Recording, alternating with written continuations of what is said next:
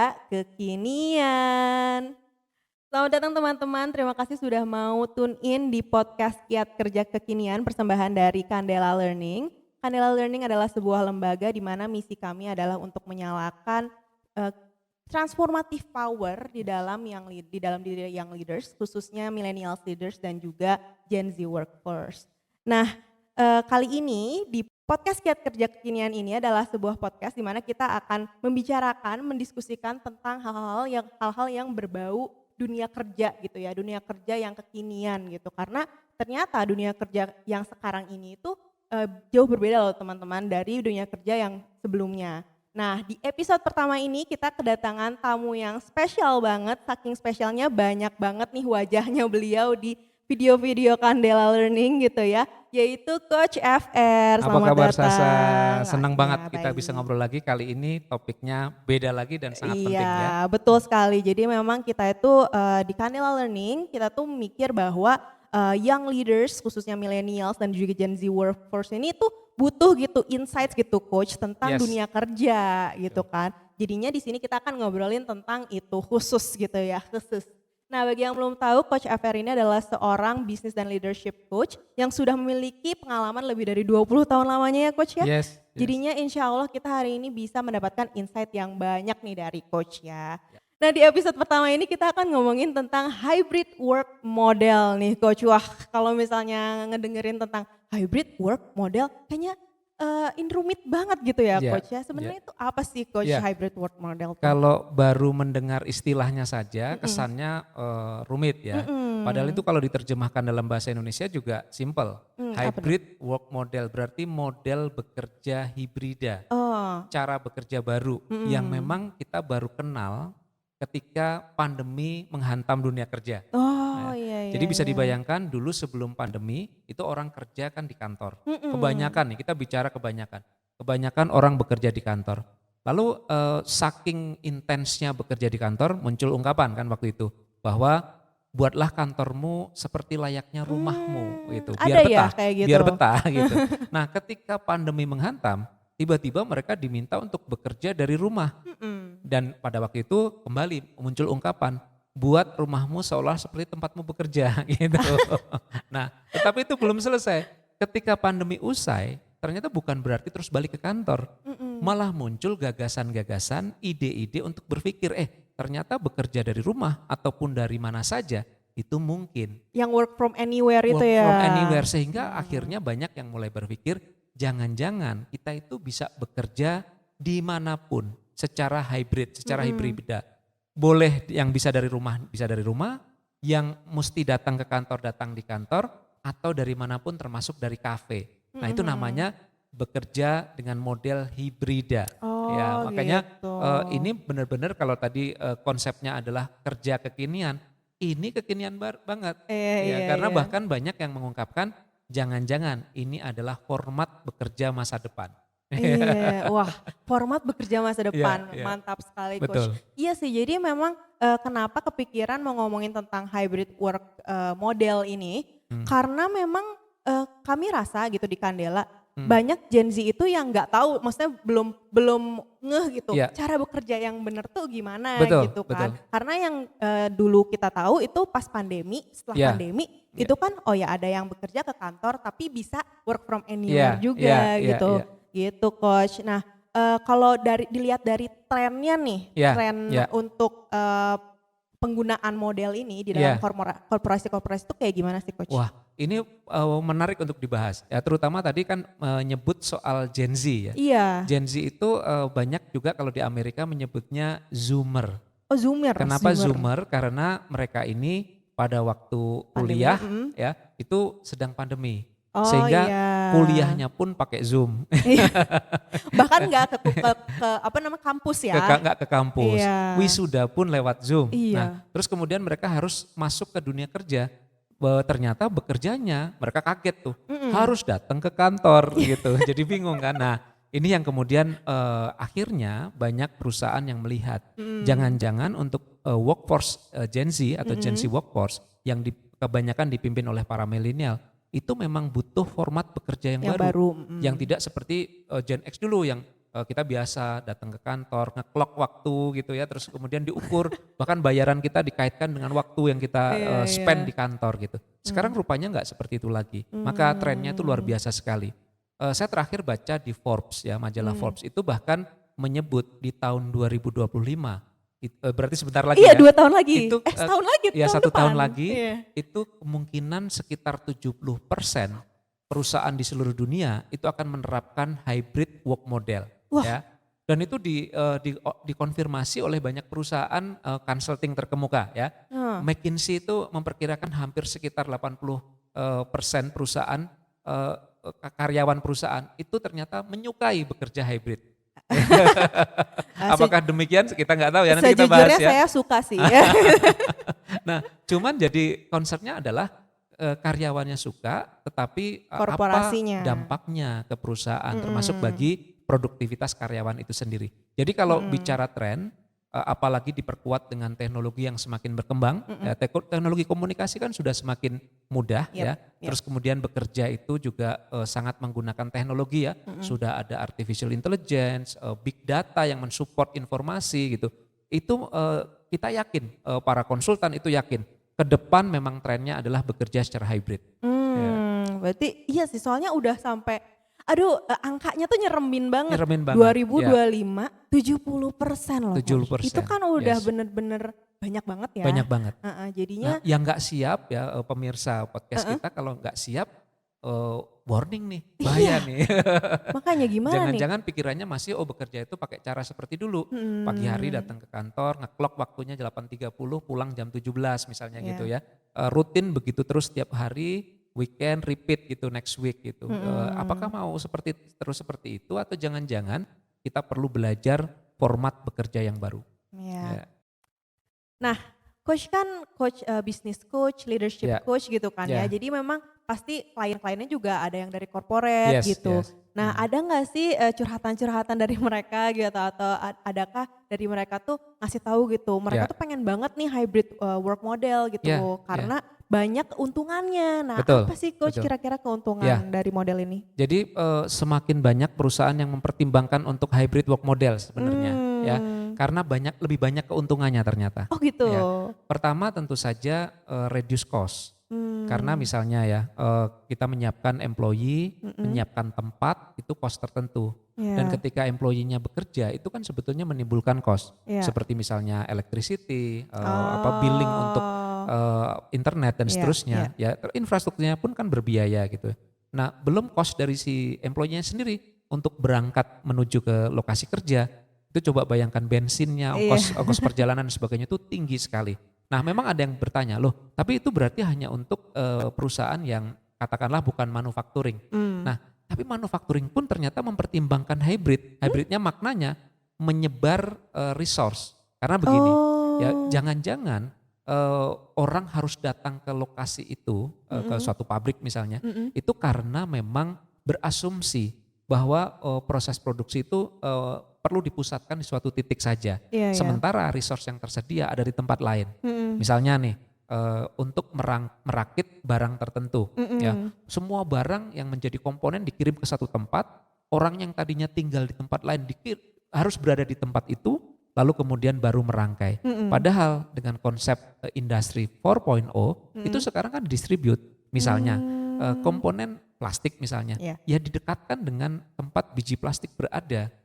Ya orang yang bekerja di situ kerja di situ aja gitu. Nah itu juga hybrid itu. Lalu kemudian di assembling di suatu tempat yang memang orang-orang di sana tugasnya hanya untuk merakit. Dan itu banyak yang sudah mulai berpikir soal itu. Perancangannya di mana? Perancangannya di tempat lain lagi, gak usah dikumpulin satu tempat. Ya misalnya produk-produk elektronik kan sekarang banyak ya. Didesain, ada tulisannya tuh di produknya.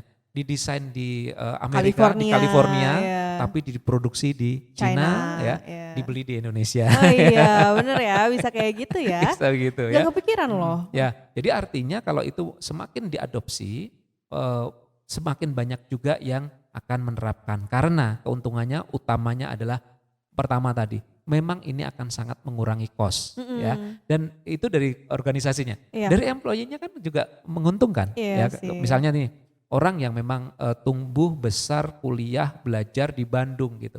Dia nggak perlu meninggalkan Bandung loh untuk bekerja, untuk perusahaan di Amerika misalnya. Dia bisa tetap berada di tempat kelahirannya, padahal dia berkontribusi terhadap suatu perusahaan. Itu kan Iya. keren banget. Jadi gitu. dekat sama keluarga juga. Dekat keluarga juga, Iya. lebih banyak waktu yang bisa dia spend ya. Iya, Kalau analogi yang tadi ya, yang kita sempat bahas terkait dengan kota-kota besar ya, itu bayangkan cost dan juga waktu untuk perjalanan.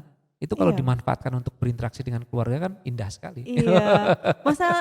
Masa kita mau hidup untuk pekerjaan kan Yes, enggak benar juga banget, gitu benar kan. banget. Iya, Padahal iya, katanya iya. bekerja untuk hidup. Nah, makanya kan harusnya bekerja untuk hidup, tapi ini Iya. malah hidup Hidup untuk untuk bekerja bekerja. gitu. Iya, iya. Jadi emang Iya. hybrid Hybrid, to work model ini banyak keuntungannya banyak Coach ya. keuntungannya. Tapi kalau dari klien-kliennya Coach nih, Ya, ya, ada ya. enggak gitu yang mereka tuh malah ngomel gitu Ya, tentang ya, ya, ya. model ini? Yes, tantangan utamanya memang ini baru dapat dilakukan apabila ada disiplin. Ya, jadi kalau orangnya nggak Oh. disiplin, malah memanfaatkan ini sebagai celah. Nah itu. Ya, mumpung di rumah gitu. Jadi dia abuse Iya, waktu iya. yang seharusnya untuk perusahaan. Nah, jadi ini yang banyak jadi keberatan. Bahkan ada yang berkomentar, ya kita kan bukan Swedia, kita bukan Norwegia, kita kan Oh. Indonesia gitu. Malah ngeles. Iya, ngeles. Nah, itu satu ya. Yang kedua, employee-nya sendiri ada juga yang mengatakan bahwa saya tuh butuh away from home.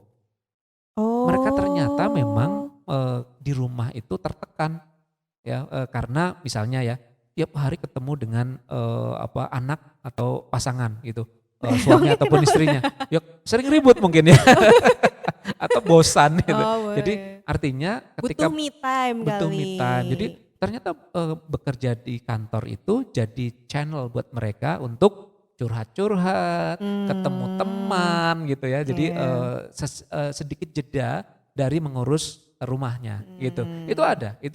Dan harus diakui memang betul itu bisa menjadi saluran buat mereka untuk akhirnya lebih netral gitu ya. Ya. Sehingga nanti kerjanya lebih optimal lagi. Begitu. Oh gitu. Iya, iya. Nah, terus karena ada tantangan-tantangan itu, kira-kira gimana sih Coach Ya. caranya nih untuk mengatasi tantangan tersebut? Baik, jadi tantangan tersebut memang harus dipikirkan cara mengatasinya ya. Iya. Bukan untuk kemudian gara-gara ada tantangan itu kita Jadi nggak jadi. setback ya. Iya. Karena kalau saya pribadi yakin nih, apalagi dengan semakin derasnya pemanfaatan artificial intelligence, this is future ya. The future is now lagi ya sekarang Iya. ini. Jadi semakin maju semakin dipercepat. Jadi kita harus berpikir bagaimana menerapkan ini dengan sebaik-baiknya. Nah untuk itu kita perlu pikirkan di 3 level yang berbeda. Oke. Level organisasinya sendiri yang akan menerapkan, lalu level tim ya, karena kan orang bekerja nggak sendirian. Misalnya tim produksi, tim sales marketing, itu kan kita ada tim-tim. Nah Betul. jadi level organisasi kita siapkan, level tim disiapkan, dan yang terakhir level individu Individunya. tentunya ya. Nah kita coba telusuri satu persatu. Oke. Di level organisasi tentu policy, ya Oke. kebijakan. Organisasinya harus punya kebijakan. Dan yang kedua menyediakan infrastruktur pendukung. Nah, Ya. oke. Jadi misalnya mungkin ada yang tinggal di tempat yang internetnya nggak Kurang memadai bagus gitu ya. ya. Ya harus difasilitate.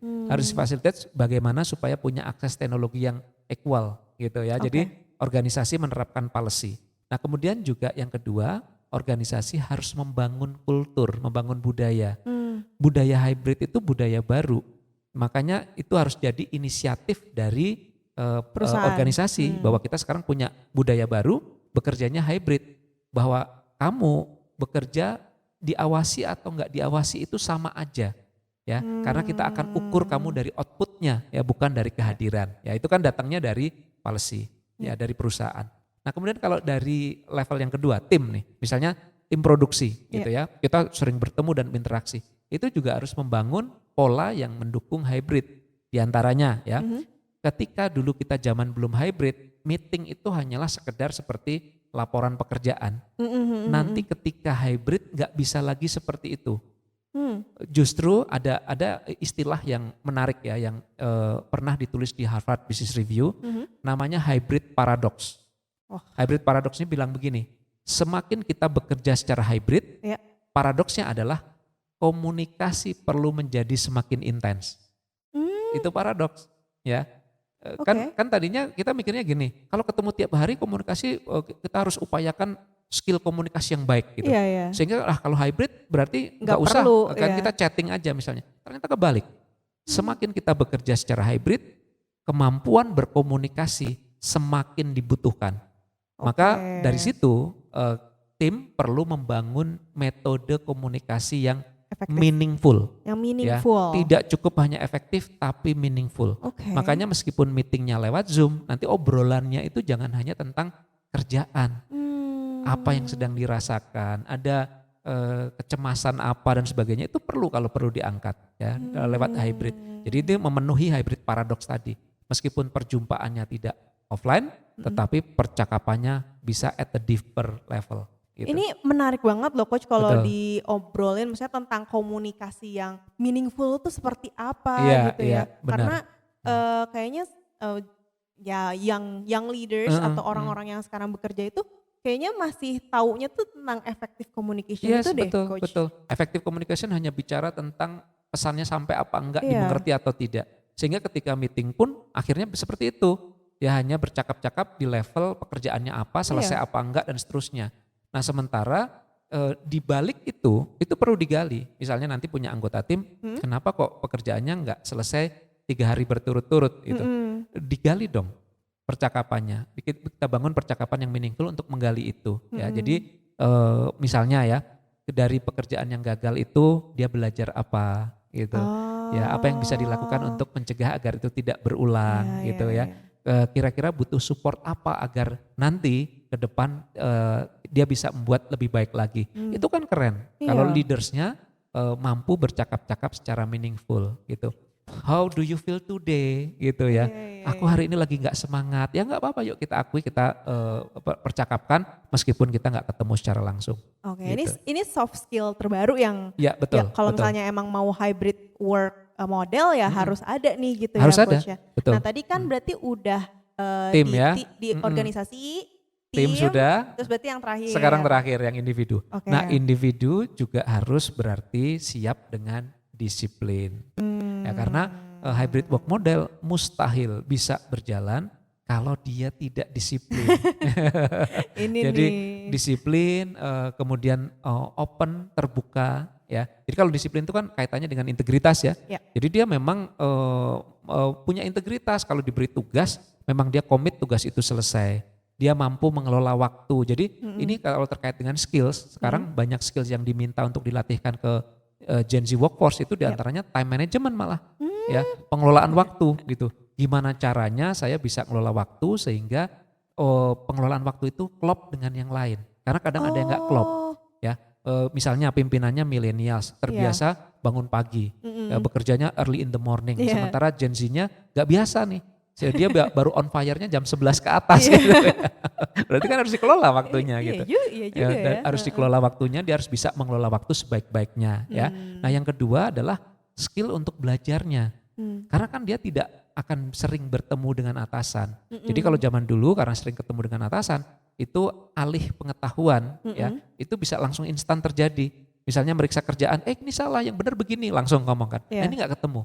Nah, saya sering mendapati Gen Z yang frustrasi sendiri ya, karena nggak bisa menyelesaikan pekerjaannya, tapi nggak mau bicara juga dengan atasannya hanya melihat output. Kan macet nih. Jadi tidak terjadi nih dialog. Nah, makanya dia juga perlu tahu cara belajar. Kalau saya stuck, apa yang harus saya lakukan gitu ya. Kalau saya nggak tahu, mesti ngomong sama siapa gitu. Nah, itu keterampilan yang juga perlu dimiliki oleh mereka. Jadi mengelola waktunya bisa, lalu kemudian cara belajar bisa. Jadi kalau nanti saya belum tahu itu sebetulnya apa yang harus saya lakukan. Nah, seperti itu. Ya. Wah, lumayan menarik ya. Ini Dan menarik padat banget ya, sih. dan padat ya. Sebenarnya menarik banget ya Coach Yes. ya. Karena menurut Sasa yang udah berpengalaman juga gitu di dunia kerja saat ini, kekinian Yes, ini. betul. Emang itu tuh terjadi gitu, tantangan-tantangan itu tuh memang terjadi dan memang harus diatasi yang seperti tadi kata Coach bilang gitu. Dan menurut saya ini possible sih untuk This is possible, diterapkan ya. Bahkan bukan cuma possible, tak terelakkan. Harus ya. Ya Kita it's better to. betul, kita perlu memutuskan untuk ambil jalan hybrid Oke deh Coach, kalau gitu terima kasih banyak Yes, atas yes, insight-nya.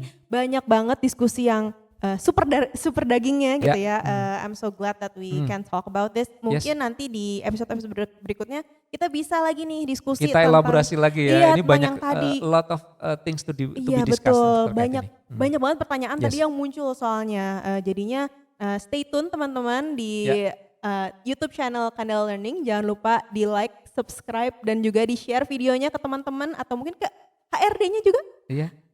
Oh ya teman-teman, jangan lupa juga kalau misalnya ada yang mau curhat gitu, boleh banget curhat di kolom komentar Yes, ya. betul. Nanti insya Allah bisa kita diskusikan di podcast berikutnya. Terima kasih banyak teman-teman. Sampai jumpa di podcast. Sampai jumpa. Sampai jumpa di podcast Giat Kerja Kekinian berikutnya. Dadah.